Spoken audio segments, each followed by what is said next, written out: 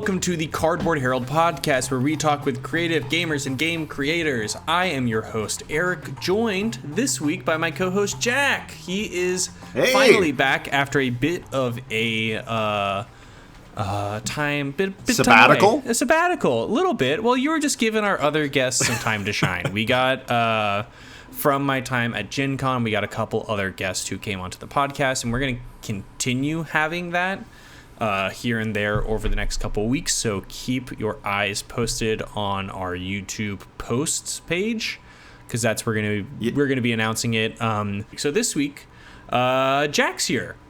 Hello, I'm here. How have you been, Jack? I've been good. I've been playing games. I've been listening to you. I watched the video, the chat with Trey Chambers. So great job handling that interview. How'd you feel about that? I felt good. Yeah, I have had like a couple in my film school life that I had for a bit. I had a couple classes where we would do like, we're gonna teach you how to do interviews here, and I felt, actually, because of those classes, pretty prepared. In the moment, I felt like they were silly because I was like, it's just you just chat with people. What are you doing? But yeah, I felt pretty well and prepared for that. And I think it went well. Trey's cool. I like chatting with him. He was a fun guy, and we'll have him back on at some point or another. I think he seemed interested in coming back on. I think we would love to have him back on. Totally. But yeah, so I had that while you were away. I also chatted with Board Gaming Bud about Gen Con, which you were not able to attend, but I was, which was a lot of fun. Gen Con was really cool. I think that there were a number of things that I got a bit overwhelmed by. It's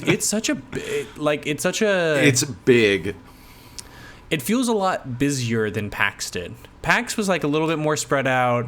There was like actual human traffic, like human being traffic of I just cannot go to the places I want to go right now at Gen Con. Well, I mean, Gen Con, like PAX, is a combination of like a fan expo and, like a business convention. But at the same time, I feel like if there's a spectrum there, PAX is somewhere a little bit more in the middle, and also it's a smaller convention than Gen Con. But Gen Con is definitely a lot more formalized. It's a lot more industry focused. You're going to have a lot more game releases. If anything, it feels like it mirrors something like Comic-Con, San Diego Comic-Con. Going to that, you're getting huge announcements. You're having tons of panels. There's tons of engagement with creators. And there's an expectation that you're going to have access to certain things that are only available there. Whereas PAX Unplugged still smacks of being a regional convention. There's a lot of fantastic infrastructure that's built into it because of just PAX as an institution. Yeah. But at the same time, there's just lots of people who that's an excuse for getting together and playing games. It's not the like mandatory business trip that a lot of people in the industry have in the same way with Gen Con. So it sounds like you had a ton of fun. Were there any games that like, whether you got them for review or not, just like you were like, oh damn, this is my game, the game you're so jazzed about playing? Yeah, there were a couple highlights for me, especially after playing them a bit more. I have a couple games that I'm just like, oh, this really is a good game. One of them I talked about in my podcast with Board Gaming Bud, which is Tag Team. That's is so good, Jack. Is so good. I need to get Tag Team. You do. So it's I talked about this in the podcast, but I'll just give like another brief update here for people who have not listened to that one. You play as a pair of superheroes fighting against another pair of superheroes. And it is a auto battler deck builder. So you based on the two superheroes you either choose or draft, you get their decks, their little teeny tiny decks, and you start off with just 2 cards. You can never shuffle your deck. So every time you run through your deck, you flip it over. You draw 3 cards from like basically a combination deck of your 2 heroes. You choose one of those cards to slot somewhere in your deck. Again, never shuffling. You're just saying, oh, I'm going to put this as the 3rd card down in my deck. As you like try and solve what your opponent's doing and make it so that it lines up with what you're trying to do. It is so smart. It is so good. I am such a big fan of that game. It'll be. I think the era of auto battlers is upon us. I can't get into it too much, but I also played an auto battler somewhat recently, within the last 6 months, by a very notable designer who I got to meet and play some games, and they were cooking up something pretty interesting in this auto battler inspired space. Still dealing with some deck building type of stuff. So I think there's no accident that this is kind of coming to the forefront, because there's so many games on mobile to draw from, and also PC and consoles and that kind of stuff that are playing in this space. So it makes sense to me that there would be a lot of eyes on how to get this into a tabletop format. Yeah, so I've been liking that a lot. I've also been playing, I've played all of the small box games that Ivy Studios had again recently. So they have Graft, which is like in the vein of Sushi Go, where you are, you're grabbing cards, choosing one to keep, passing the rest around. But it has like a push your luck mechanic in it. That one also slaps really hard. I think that it, compared to the other games, maybe lacks a bit in production value compared to the rest of the Ivy Studios games, but it is so much fun. And by that I just mean in comparison to they also have Pillars of Fate, which is a lane battler 2-player, really solid production value on that. Has some cool twist where there's like the 3 lanes you're battling in could be worth positive points, could be worth negative points, depending on whether or not more light icons are there or shadow icons are there. I actually forget off the top of my head what the actual like terms for them are, but it's like feathers and scorpion tails. And as you play cards into the lane, whatever the icon that is most represented is whether or not that lane is like going to give you the points based off the feathers or going to give you points based off the scorpions. And those might be, both of them could be positive, both of them could be negative. And then whoever wins the lane gets those points, which again can be negative. So there's like a nice little, you do very much want to choose which lanes you want to win. And you can kind of nudge it one way where you're like, oh, they're playing really big in this lane. I'm just going to throw in all of my feathers because if I can make this a feather lane, it's worth negative points. Right. And then they also have like a fun twist where you can choose and you just get to play 1 card per lane face down, which is really great. And you reveal it at the end, which adds just like a little bit of, you can't calculate out what your opponent is going to do.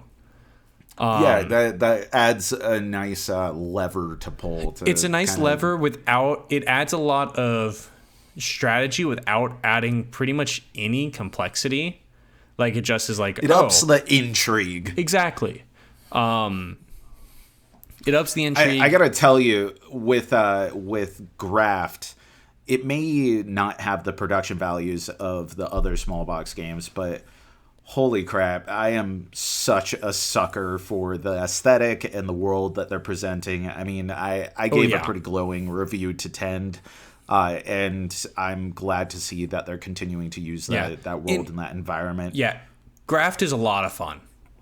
Graft is maybe the most fun game from like this trio of games, because it's Graft, Pillars of Fate, and then Time to Panic, which is, I think, a new world, because Graft is related to Tend, Pillars of Fate is related to Scales of Fate and Veiled Fate. I think Time to Panic is just its own thing, but it's like you're trying to assemble the timeline. Realistically, you're moving cards around to try to get them in sequential order, and things go wrong. That's kind of it. That game the cards are the most gorgeous cards I've seen in a game. Hold on. I think I have it right here. You got some sitting around? Oh yeah. Perfect. I'm pulling it out. I have to get it. It's behind the other games. My shelf is maybe a bit full. This is the box. Time to Panic. And as you play the game, so the cards are numbered 1 through 36. The cards are 1 through 36, and as you play the cards, they actually have an image that I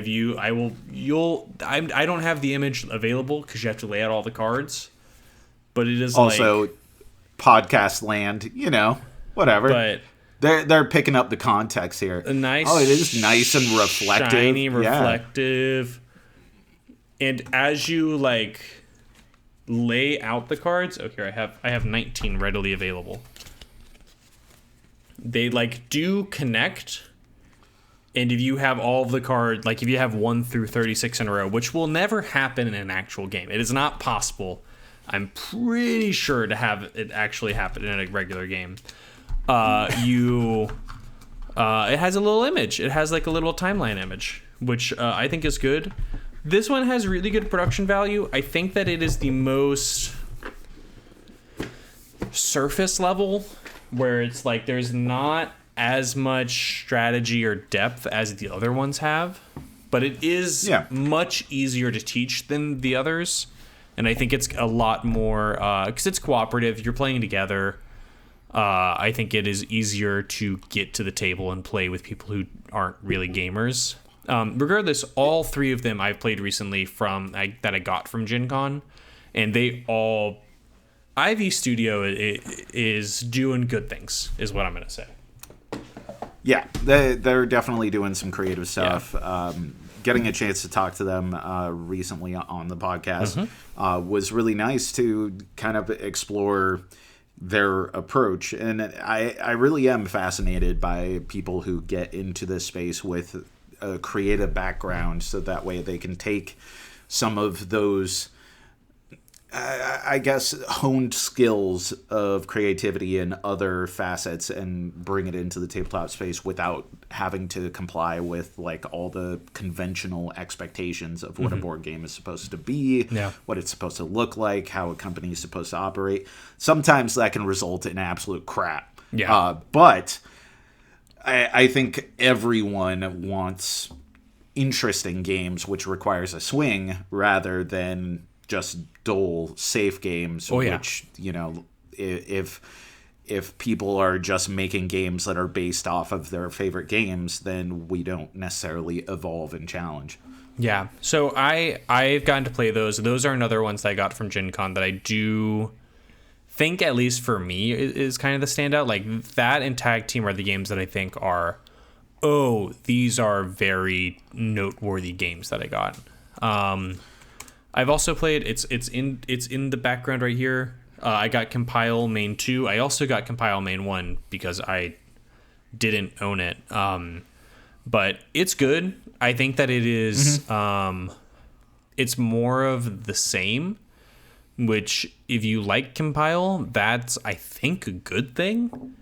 But it is very much I don't think that it is it's not going to change your mind on Compile. Exactly. It's not revolutionary. If you didn't like Compile before, you're not going to like Compile now. If you did like Compile before and you own Compile, I don't think you need this, But it is really nice. It is a nice game. It's a good game to have. I'm happy that I have it, but it is definitely it's still compile. You better believe it. Well, I've played some relatively new stuff, but the only like major game that I have just played was I got a chance to play the new Everdell Silverfrost, which I've covered pretty much all the prior Everdell stuff at this point. This is another standalone game, which is very much using the pre-existing mechanics of Everdell. It does trade in the big dumb cardboard tree for a big dumb cardboard mountain. It's very beautiful, and it is very ludicrous. Awesome.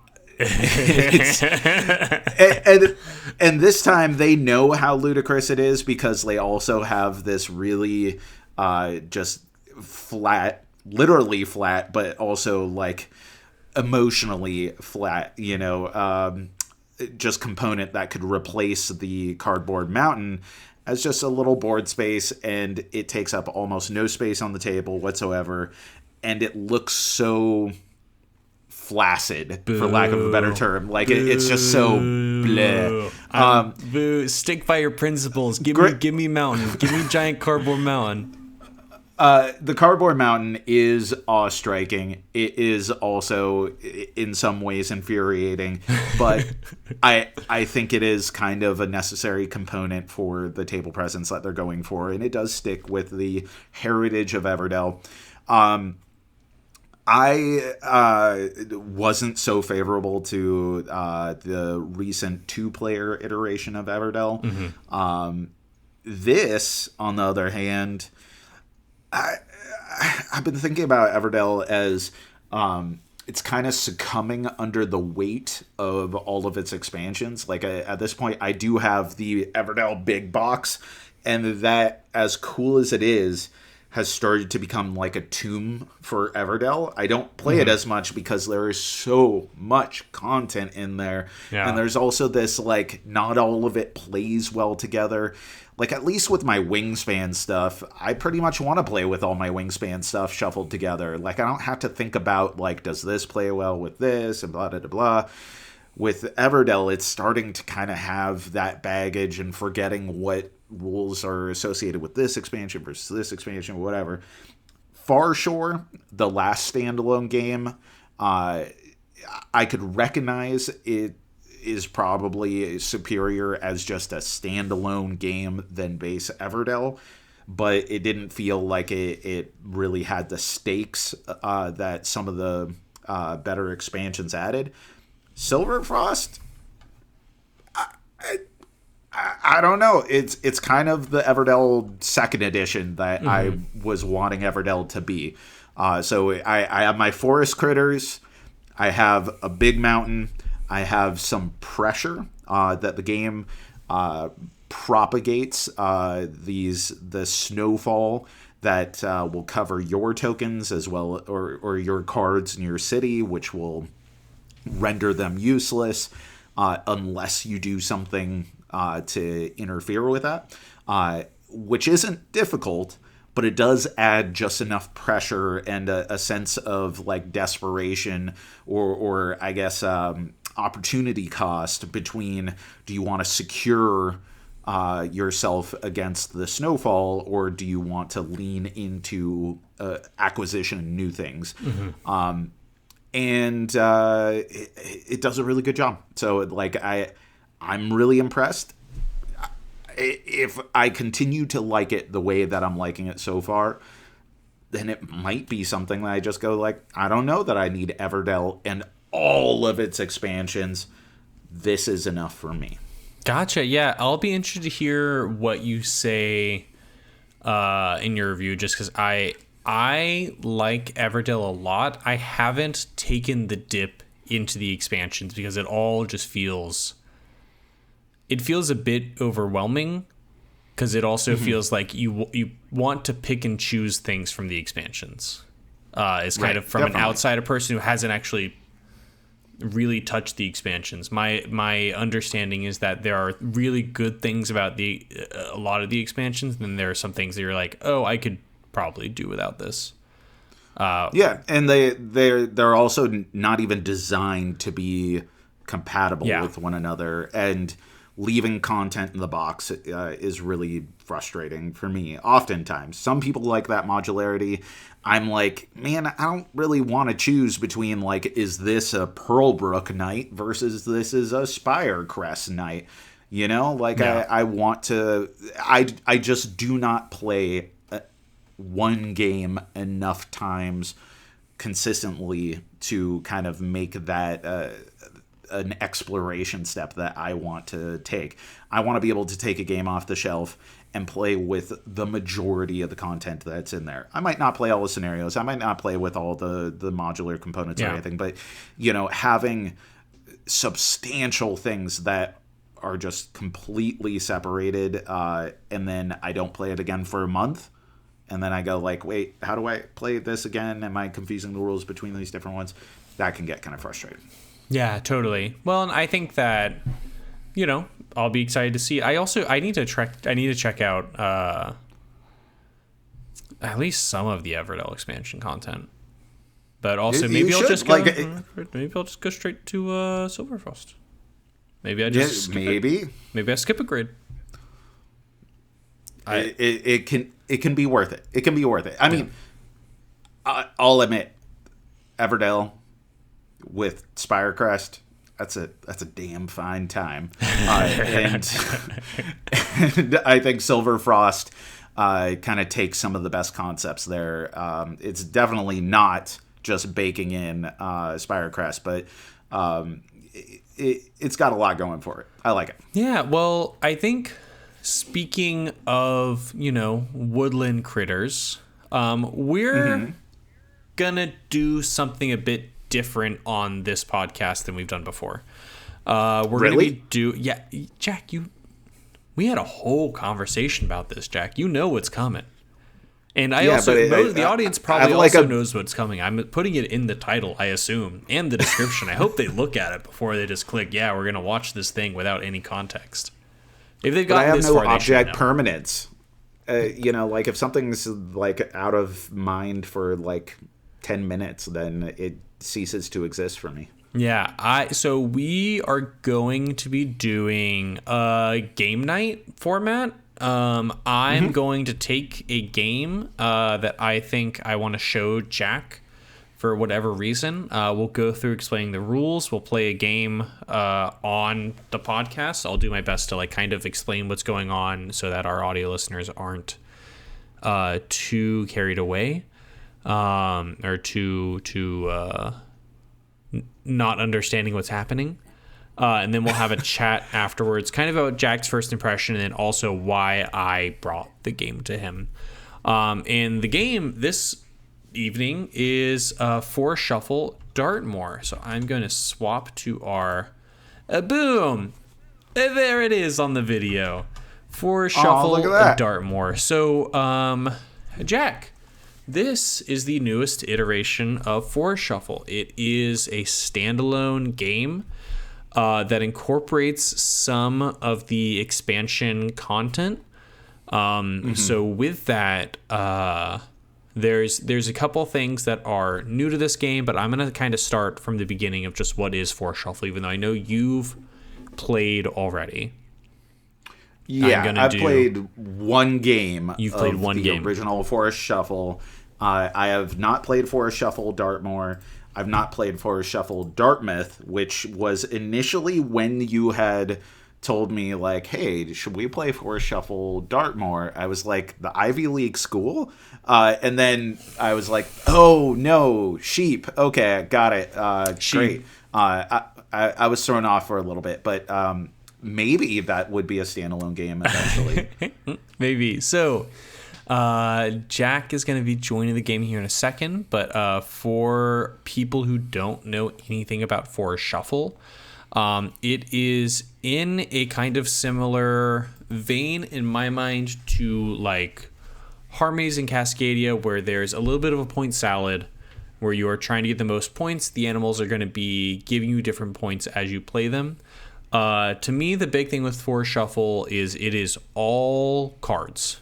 So you'll see on your screen here at the bottom, I have a bunch of cards. These are the cards that are in my hand, the cards that are at the bottom here. And they have different sides on them. So as you play, you're going to be putting either trees or in Forest Shuffle Dartmoor, moors into play. And these are kind of like the base that you are going to build off of.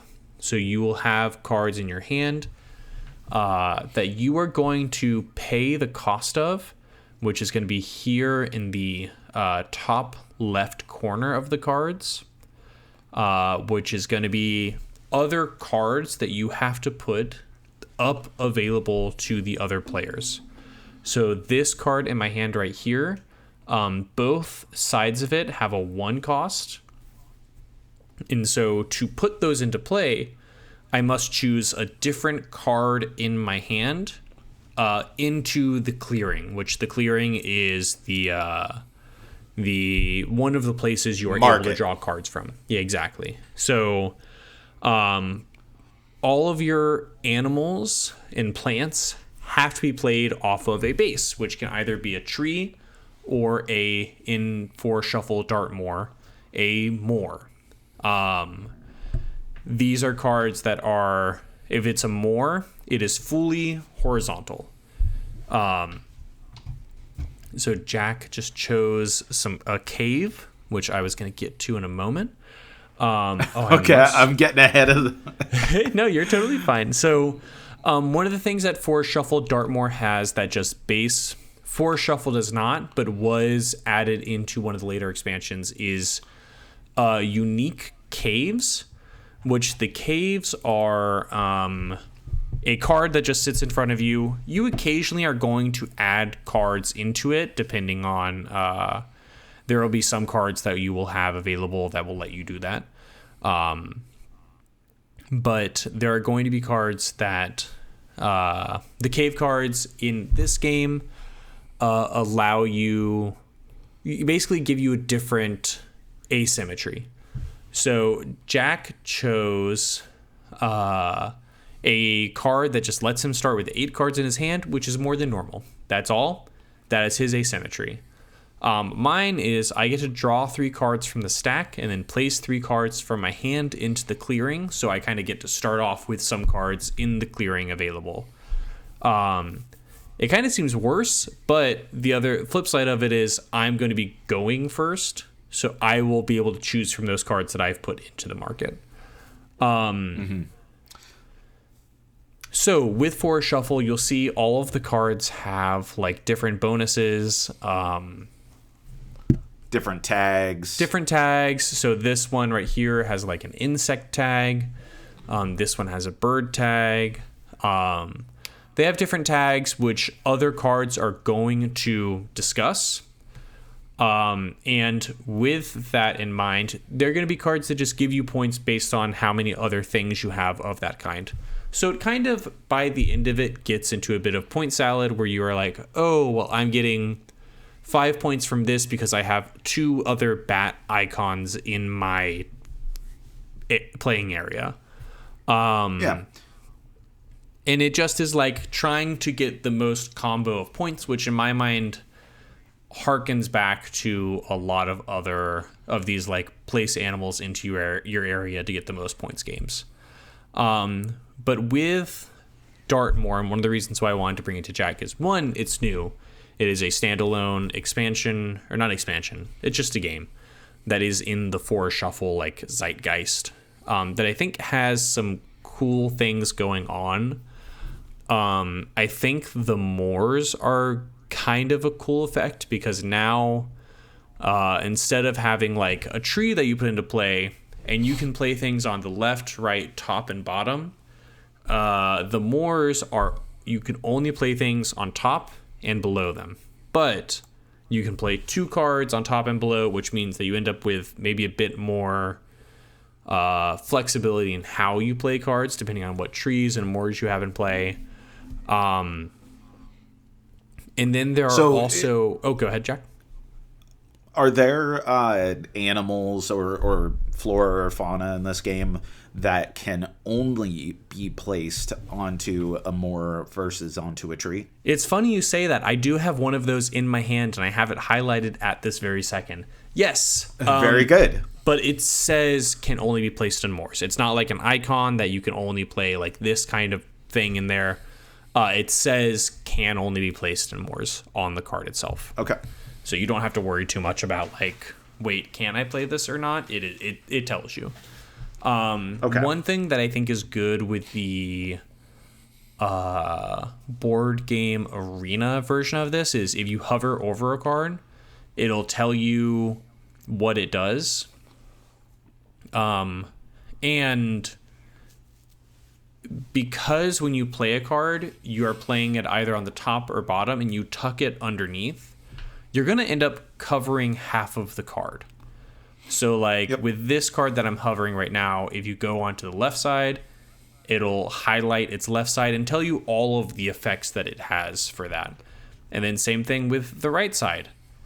It does that. It does that thing. So when I play this card that I'm hovering over, which I probably am going to because I have a couple things that I can use with this effect, I will cover up the other half, and that half will no longer be accessible. It will no longer be used for scoring. That's pretty base for shuffle rules. We'll get going here. I am going to keep this in play. I'm going to send this into the clearing, this into the clearing, and this into the clearing. Because I think that I'm going to be in a good spot here. You fool. So you're just crawling into my trap. Probably. I'm going to... Into my Dartmoor trap. I'm going to play this card. And I have to discard 2 cards to play it. One other thing to note in this game is on the top right of every card is a symbol or an icon, and certain cards, when you play them, will give you a bonus if you can discard cards, like if you can pay its cost using cards that have that icon. So this card that I'm about to put into play, if I were discarding, which in hindsight, I maybe should have taken that back and kept this card so that I could get the bonus, but c'est la vie. I'm going to choose to play this card, and I'm going to choose to discard these 2, which are going to end up in the middle of the clearing here. And that's that. But if I were to have paid with its bonus, I would have gotten this thing. I would have gotten this bonus here.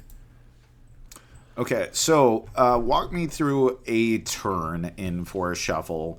Are there mandatory things that I must do on a turn? How many cards can I play on my turn? Yeah. Do I have optional actions on my turn? So on your turn, you do one of 2 things, and that is it. You either take 2 cards into your hand. Those cards can either be from the clearing here, or from the deck, and you can choose any combination of that. You can take 2 cards from the clearing, 1 card from the deck, 1 card from the clearing, 1 card from the deck, 2 cards from one, 2 cards from the other, in whatever order you want. So you can do that, or you can play a card. And as long as the cards let you like continue cascading playing, there's no necessarily like limit. I think unless it says specifically like play a card and then use its effect, you don't get to use the effect of a card that you play via the effect of another card. So like just for example, on my screen right now, I have this card that does say and use its effect. But if I were to go to this card where it says play this from the clearing, I wouldn't get to use its when played effect. So that's that. With this, for example, this, I want to say it's Cecil Oak that's out here. It says that you get 1 point for every card with a tree or shrub symbol. That's correct. Is that specifically attached to it, or is this anywhere in your tableau? Anywhere in your tableau, unless it says like specific to this tree, it is anywhere in your tableau. So that's going to give you 1 point at the end of the game for every card in your tableau that has that icon or either of those symbols. And then regarding bonuses, I have a card in my hand that has a bonus. It has a yellow symbol and then it shows a bonus. Play any card from your hand as a universal more for free. Yep. Do I need to trigger that in some way with another yellow card? It does have a yellow tag at the top of it, so I just want to make sure that I understand the tags and the combo nature of the game. Yeah, totally. So, like just for example, I am currently hovering over the meadow suite that's in the middle of our clearing. And that also has a yellow. Is that the same yellow icon symbol that's on yours? That little binocular with the yellow triangle thing? Yes. So what that means is if you pay this card's cost with other cards that have that color symbol, you get to do that bonus. So if you were to pay, like in theory, if you had this card with the Meadow Suite in your hand, even though there's a different card with a different symbol on, like, because on top of the Meadow Suite there's a curlew which has a different color icon on it. If you paid this your cost with this Meadow Suite, that would count and that would be just fine, and you would get to do this bonus. Got it. All right, well, I'm going to put into play, if I can figure out how to do that. You're going to click on the card, and then you're going to click on whatever cards you want to add to the clearing to pay the cost. Got it. Okay, so I'm going to put into play a tree, and then for now, we're going to ditch this deer and mouse. That should be all I need to do. How do I commence on my turn? At the top of your screen, there's going to be like a little white bar. Yeah, there you are. Okay, so you added a thing. So whenever you play a tree into your clearing, you you take a card from the deck and you also add into the clearing. So this Goat Willow was not a card that Jack paid.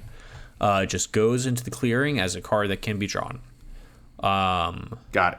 And I am going to be taking 2 cards into my hand because that's what I want to do on this turn. So I'm going to actually grab this, and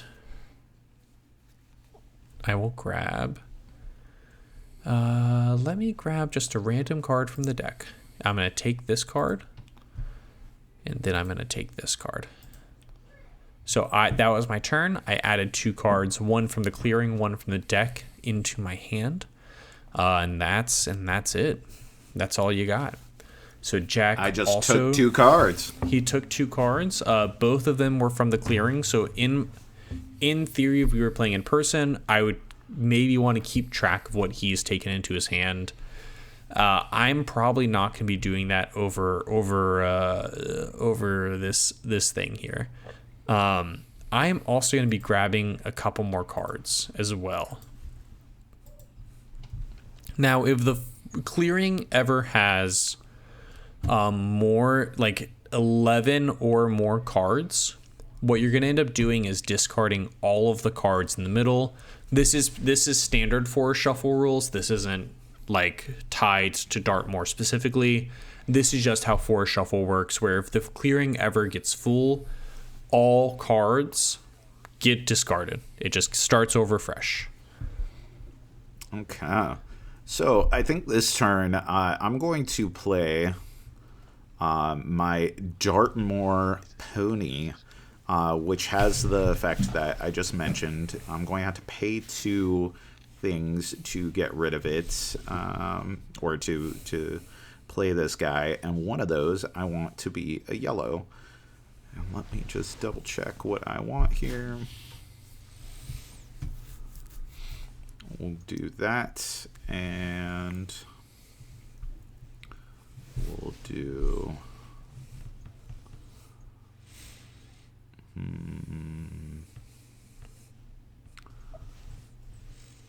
Let's see, I'm going to scroll down to Jack's section.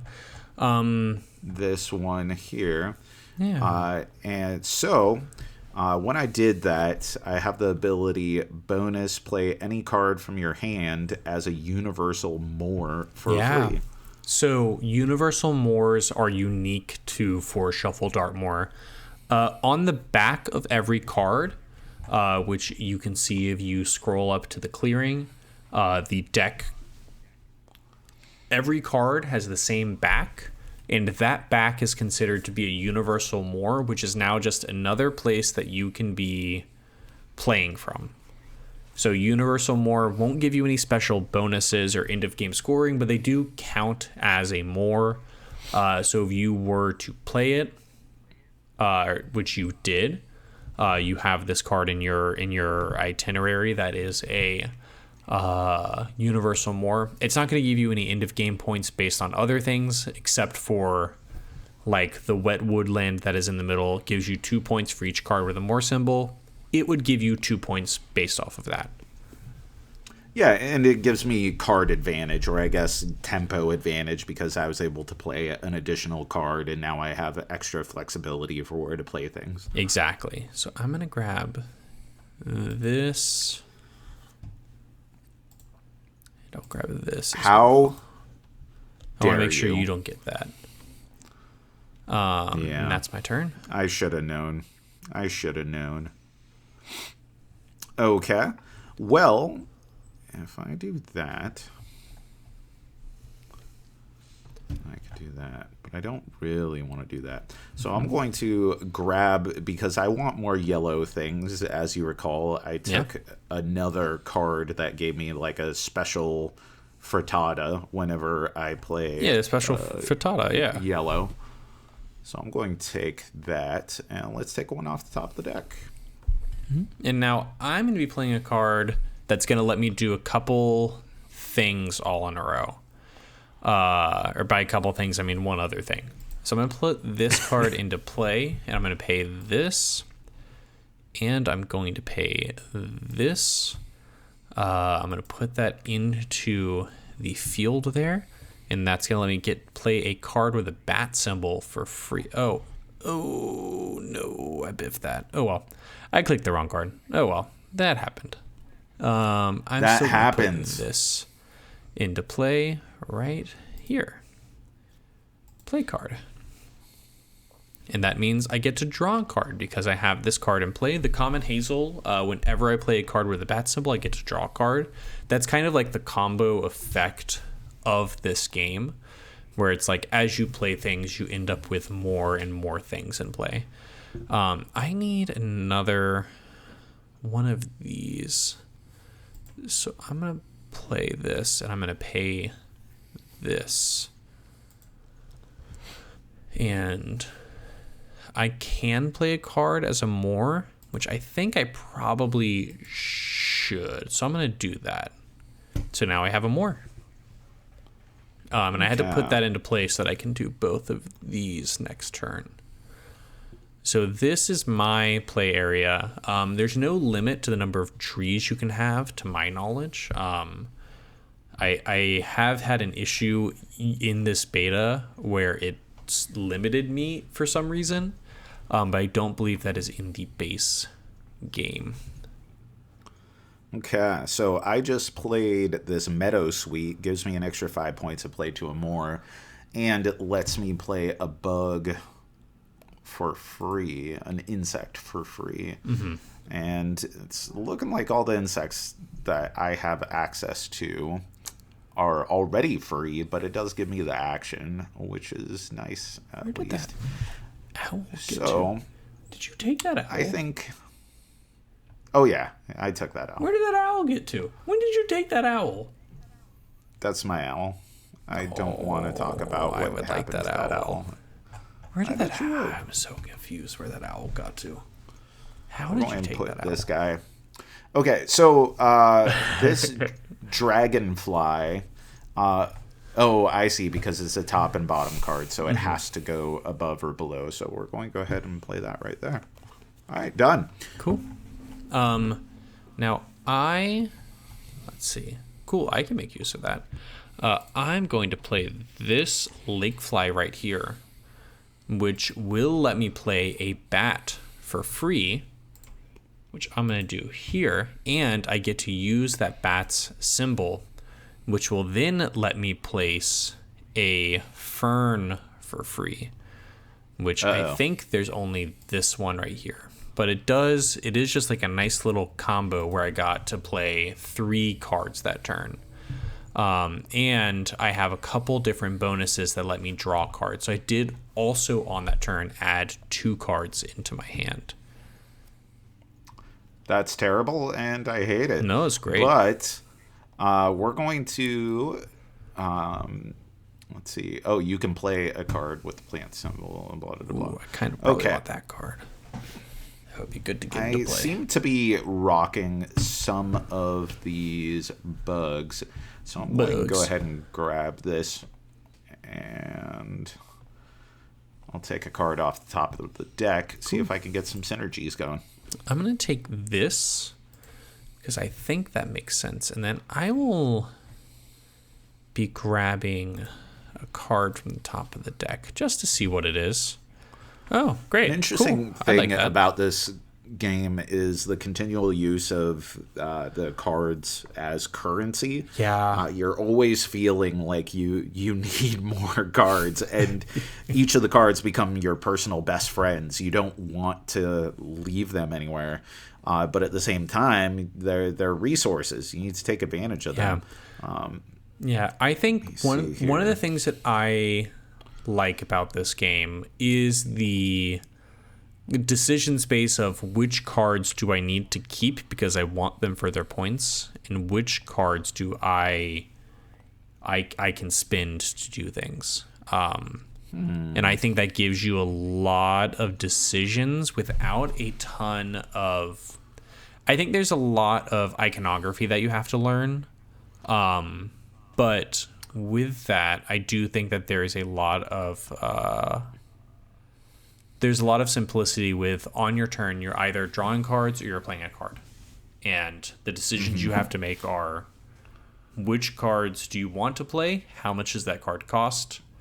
What cards do you want to play to make use of their bonuses? And I think it works pretty well. And I think this is a lot of the same, where it is still 4 shuffle. That would probably be good to grab. Wait a second. I just put those out, but I thought one of those cards that I played had a green tag. Oh, gotcha. So all cards you play have to have that tag. Oh, all cards have to have that tag, cards. Not just at least one of them. Okay. And I will also say, because that would be from your hand, wouldn't it have been? Or is that from the clearing? What's that? Sorry, I was looking at your symbol. Yeah, it has to be all cards that you play have to have that symbol. Okay. Sorry, that's probably my bad for the rules explanation. I'll take that, sure. All right. What triggers the end of the game? So, in theory, when we started this game, when we shuffled the deck, I know that Board Game Arena did it for us, but when we started this game, we cut the deck into thirds and we added these cards that are called winter cards, and they are at the bottom third of the deck. And so as we get to the bottom third of the deck, the very first card will be one of the 3 winter cards. Okay. After we get through that, you now know, okay, you're in the bottom third of the deck. You will be potentially drawing into the other ones whenever you draw a card. So if you go to draw a card or go to flip a card because you just played a tree and you need to add a card to the clearing, if you reveal or if you draw a winter card, you reveal it to the table, it automatically goes into like a side pile, like just the discard pile, and you draw the card you should have gotten. but once all 3 winter cards are played or drawn, the game immediately ends. So you get like a little bit of a heads up when the first winter card is drawn, but kind of from that point onward, in theory, the game can end at any moment because it can be 2 winter cards right next to each other. I like it. It reminds me of Ethnos, which has a round end that's very similar to that with each of its rounds, and that makes up the different eras of the game, and it just kind of adds this level of suspense. You know, are you really going draw into what you need, or are you just tanking the round? Yeah. Press your luck aspect. Yeah. Okay. Well, I'm not really feeling a lot of synergy that's happening right now, but I think we're going to just kind of see what comes available playing Bug. So I am now reaching the limit for cards in my hand. So I need to play some cards. I kind of don't necessarily feel like I need to get this bonus, but I should probably just start getting these into play. So I'm going to play this here, and I'm going to pay this because I don't need a bonus for that. So that's there. I put a card into play. I played it on my Universal Moor, so it is just there now, but it is on a Moor. I love that the rabbit immediately lets you play as many rabbits as you can pack into play. Rabbits from your hand. And they're also, they all cost 0 points anyways, so it is kind of like, okay, this is okay. Silly. It's a little silly, but it's okay. Okay. Well, I have an interesting little beta problem going on here. When I hover over my cards, I'm able to see most of them. But when I hover over my barn owl, it does not highlight and show me what it does. I think it allows you to take another turn if you have a bat. That's not something that I have, nor do I care to explore now. I do think that is correct. In my previous times playing with the barn owl, I do think that is the correct understanding of the rules. How do you have 30 points already? I got a lot of synergies going, my man. Oh my goodness. That's 5. Yeah. Okay. Also, my Dartmoor pony has 15 points if no other forest has more moors. Oh, okay. I'm going to be beating you on that. I'll come around on that. Yep. I'm planning on it. Okay. We're just going to get this guy up here.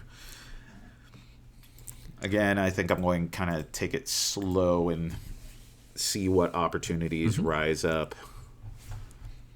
Okay, you're getting more rabbits into play, which is nice.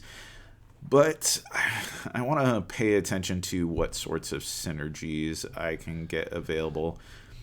Yeah, I think that is most of this game is just like trying to find what niches you can fill that your opponents are not able to, or just like trying to get ahead of them on that.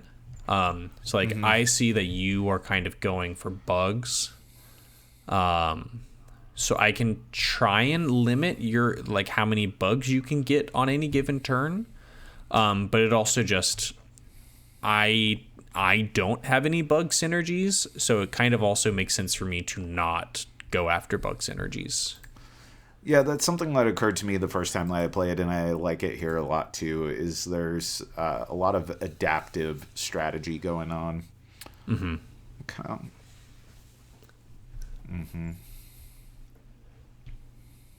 All right. Well, I got a couple snacks, and I got to tell you, they're not doing a lot for me. Snacks. Okay, so here's a question. The cuckoo says place it to another bird above a tree or a shrub. Trees normally can have only one thing above it. That's correct. So the cuckoo, I guess, circumvents that. I believe that's correct. I believe that's the correct understanding of this. Okay. So what we're going to do is we're going to get I think I need to this guy into here, and we're going to do that. We're going to get just this heron in play. Nice. I do, just as a quick note with your cuckoo, it does say that it must be played to another bird above a tree or shrub, and the moors do not count as trees or shrubs. Yeah. Okay, cool. Just want to make sure you knew. I feel you. Let me take this, and let me take this. Oh, what is this? Oh, that probably works out well in my favor. Yeah, I love favors. We're getting to the part of the game where I'm like, I feel like I have a lot of things that I would like to put into play, but I also need to put them into play in a specific order, and I'm trying to figure out what that order would be. Because these two can probably be played whenever. I just need to get them played at some point. And they're actually not going to be worth that many points anyways. This, I need to get one of these two into play beforehand, but maybe I should keep this down there so I can get this amount of pointage. Okay. Pass turn. Okay. And I feel like I also want to get this into play. Well, I'm just going to do this. I'm going to do this, get this into play, and this goes here. Cool. That is played, and that is all done. I would like to get this bird into play at some point or another. But I think I need to get... It doesn't quite make sense to get it into play this moment. Okay, I like this more idea. And I'll take another card off the top of the deck.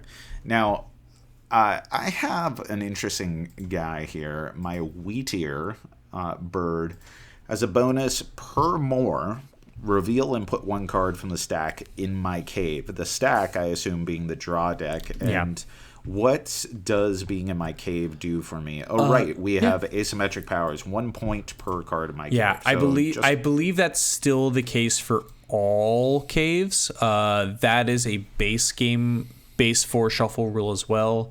But with base 4 shuffle, I think there are fewer cards that can put cards into your cave. But just every card that ends up in your cave is 1 point at the end of the game. Okay. So that is all.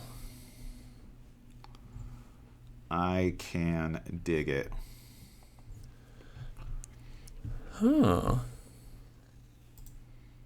gonna take this card, and I think I'm gonna take a random card. Oh, there we are.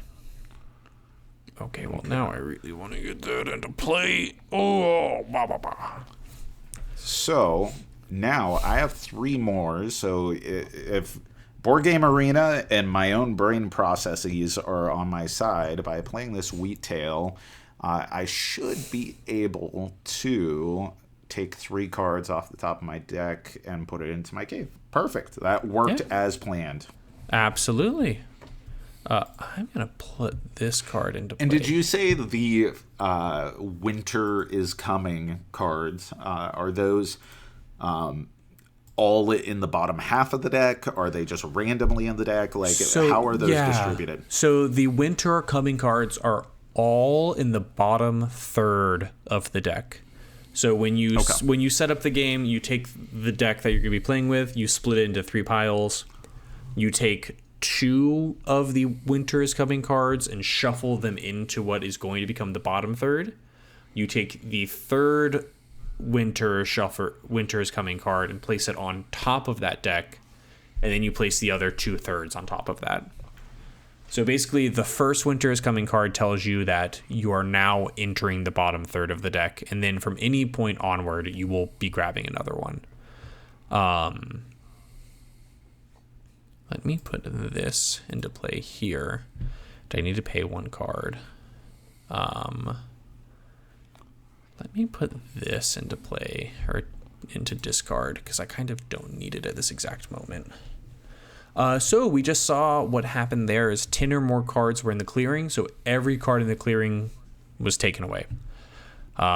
Just a little bit of 4 shuffle ways of making it so that the cards in the clearing are possible to go away, and you kind of don't want to just not take a card and wait to grab it later. Because I think right now, again, for economy purposes, I'm just going to take some cards off the top. Yeah, I think I'm also in that realm of things. Give me 2 cards, baby. Put this in. Let me do... Oh, hold on. I need to get something else in play to put you into play. Heard. Thank you for letting me know. Let me take a card, I guess. And let me take a card, I guess. Heard. Understood. Understood. Okay. I think I got some action going on here. And let's see. We're going to play this one at this point. Let me scroll down and see what Jack's got going on. I need to pay for this using exclusively cards with yellow stuff. Got it. I forgot about your rules shenanigans. I'm on to you, Moots. Yeah. Almost had you. Almost. And it looks like on the dragonflies, the damselflies, that there's 5 different ones, or there's 5 unique ones, or are there more than 5 and you just cap out at 5 different ones? I believe there are... I believe there are at least 5 unique ones. I guess I don't know. I haven't played through this enough to know for sure whether or not there are only 5 different kinds, but there are at least 5 different kinds. I believe there are more. Yeah, because like right now you have that many. 4. Okay, so let me.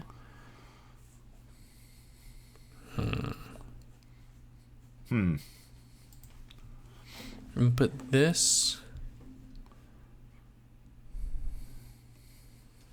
Oh.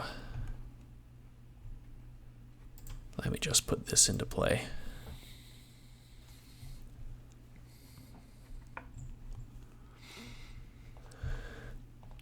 Let's take some cards. Okay. That's it. That's all I'm grabbing. All right. Let's do this.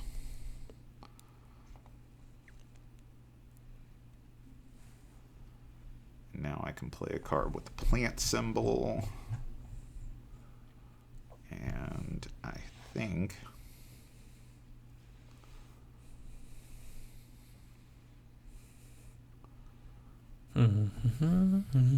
Mako. I think I'm going to put this guy here. And that should allow me to draw a card. Cool. Perfect. I'm going to put this card into play by paying this cost and this cost, which will give me the bonus of letting me play another bat, which I will put here, which will give me a bunch of cards, I do believe. Yeah, that worked out great. Well, I'd rather not give you more bats. Listen, give me all of the bats you got. Oh, whoops. I guess I only paid attention to that. So, all right. Okay. I don't want that. That's not helpful. That's not helpful at all. What do I got going on here? Not enough. Let's take some cards. One thing that I do like about this game is that you can kind of combo what cards you're paying to give you the cards you need in the middle. So, for example, right now I'm about to put this blueberry into the middle, and then I'm going to get to play it immediately because of my bat.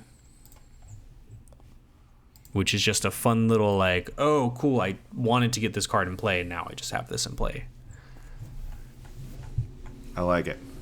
It's a good little 1-2 punch. And we're back. There is a slight snafu in the recording of our gameplay. Very small snafu. So small. Oh, so itsy bitsy. But it did ruin the entire back half of the recording. So, We are here. Back third. Yeah. Like a back third. Yeah, back third of the recording. Jack won by, I think, like 2 points. It was pretty close. It was a narrow margin, very for narrow sure. margin, but Jack did win. In case anybody was wondering, my bats did not pay off.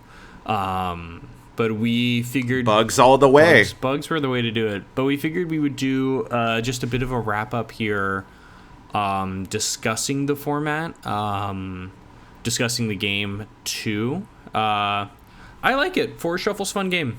I think that what the Moors add is enough to make it, like, if you're choosing one versus the other, at least my initial impression is that Dartmoor might be the way to go.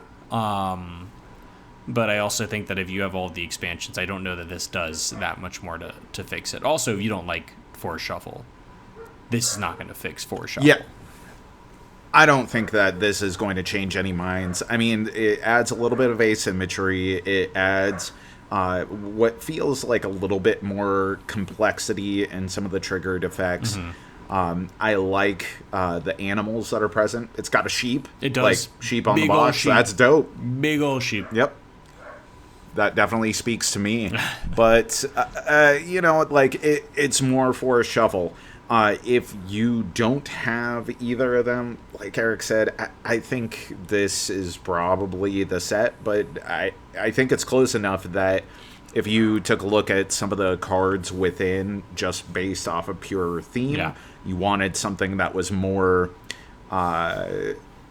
open marshland type stuff versus you want something that's more specifically forest, then I think go with your gut and you're not going to be disappointed either way. To tell the truth, after playing this, probably because I won, and because we're going to Germany here very shortly, in fact, tomorrow as of recording this. I think by the time this podcast comes out, you will be on your way back from Germany. Yeah.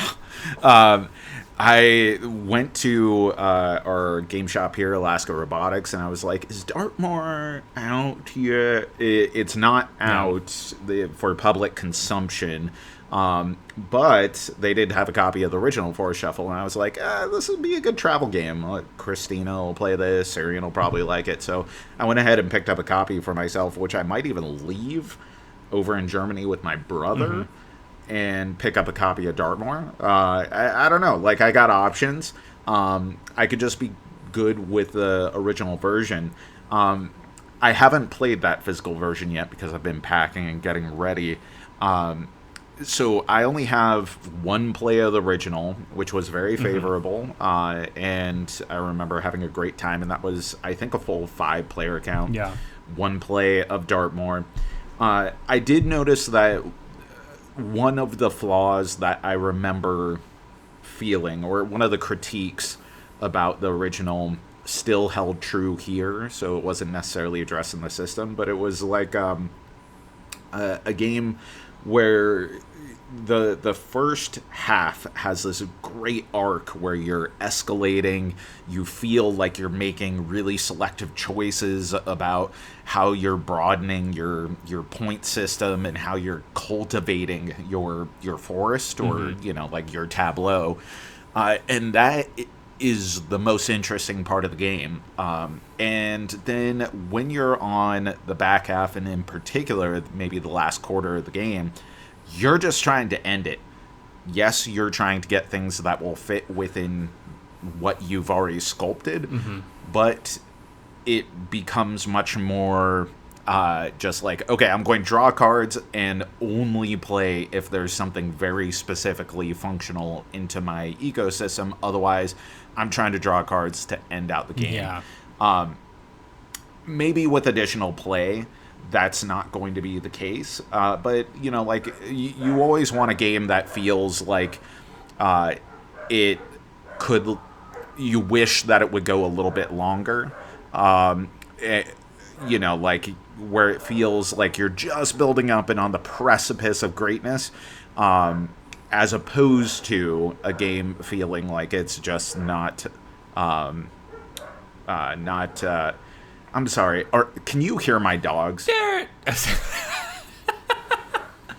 It gave the thumbs up. I can only hear them slightly. I think it's all right. I think it's okay. People know you have dogs. Arrow has made a frequent appearance so far. They're going effing crazy over something. I'm not really sure what that is. The mailman has to be only possible option. But yeah, as you said, I agree. I think that by the end, you are really just like the best thing to do in most of the game is to just run out the clock as much as possible. I haven't played Force Shuffle with the expansions, so I'd be interested to see if the expansions, which are not compatible with Dartmoor, if those somehow fix it by either giving you more cards or more ways that you are able to score points at the end of the game. And that's another thing that I do think people should just be aware of between the two. At the moment, Dartmoor has no expansions. I'm sure there's probably expansions on the way. It's Asmodee owned. Force Shuffle is a very popular game. I imagine that there's going to be expansions that are compatible with Dartmoor, but at the moment there are not any cards. None of the expansions currently available for Force Shuffle are compatible with Dartmoor. Again, my assumption is that there will be eventually. But yeah, just at this current juncture of time and space, I don't believe there are any that are announced, though maybe I should do a quick little search on that. It does seem weird to me that Dartmoor is not compatible with the original Force Shuffle. I mean, I guess if you're trying to balance out specific like mechanics, then you don't want to overcomplicate things, but it seems like they should be compatible, like even just from like a selling point that they'd want to do that, like who doesn't want to sell more expansions and everything. I think for that, the one reason I can see that it just isn't is that there are cards that say turn any card in your hand into a universal more, because every card in Force Shuffle Dartmoor. Just like every card in the original Force Shuffle can be flipped into a tree, right? Yeah. So, yeah, it makes sense. And they got standalone prominently on the box, and that wonderful sheep. That wonderful sheep. That sheep is so good. It's a good board. There was a reason why Force Shuffle was like a super popular game when it first came out, and I tried getting a copy, and I couldn't get a copy, so I just kind of put a pin in it with the intent of getting a copy eventually, and then lost the thread. This inspired me to go and get a copy, so I do really like it. And that criticism that I have is one small criticism in an otherwise very flexible, very approachable game. I was reminded when I got that copy that the original has this wonderful part of the instruction manual where it's like, and take the 15 reference cards and put them to the side. And it's like 15 reference cards. All the game effects are listed in reference cards that aren't for everyone, like one for each person, but like a full stack of reference cards that you just get, and like that is accessible and explains all the game effects, and seems kind of ludicrous to have that much information. Like maybe just an appendix in the rulebook would have worked well there, but I found that playing in this format was really straightforward. I really liked the adaptation that we played. I didn't really see many flaws, other than I think there were just a couple cards that didn't zoom appropriately when I hovered over them. And as a board game arena novice, this was a great way to kind of experience more board game arena. I think I've only played like 3 or 4 games on it at this point. And this was great. So this is a new thing that we're trying. I know that we kind of cut the game short, but I think in theory we would have the entire gameplay out there. I also think that the video quality of the game itself will be improved in future recordings. It's not. I don't think it's bad, but it's enough where it's like, okay, this will be better if it's, you know, I up the recording quality on my recording software, so I think it should be good. But yeah, absolutely. Let us know your thoughts on the format. We're excited to hear them. I think this is a new thing we're trying out, and hopefully it is welcomed. But it was fun to just play a game with Jack and kind of talk through playing it and teaching him a game. I think with our living far apart right now, this was a good way for us to like just experience a game together in a way that we don't normally get to do. So I think we will be doing to hang out. more of these, so we're open to feedback on what would improve the experience for your viewers and listeners. But I think this will be something that we do, you know, here and there to fill in a podcast every now and then.